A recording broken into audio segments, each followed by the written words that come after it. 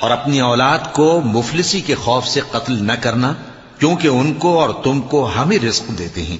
کچھ شک نہیں کہ ان کا مار ڈالنا بڑا سخت گناہ ہے، اور زنا کے پاس بھی نہ جانا کہ وہ بے حیائی ہے اور بری راہ ہے۔ اور جس جاندار کا مارنا اللہ نے حرام کیا ہے اسے قتل نہ کرنا مگر جائز طور پر، یعنی بفتوائے شریعت۔ اور جو شخص ظلم سے قتل کیا جائے، ہم نے اس کے وارث کو اختیار دیا ہے کہ ظالم قاتل سے بدلہ لے، تو اس کو چاہیے کہ قتل کے قصاص میں زیادتی نہ کرے، کہ وہ منصور و فتح یاب ہے۔ اور یتیم کے مال کے پاس بھی نہ پھٹکنا مگر ایسے طریق سے کہ بہت بہتر ہو، یہاں تک کہ وہ جوانی کو پہنچ جائے۔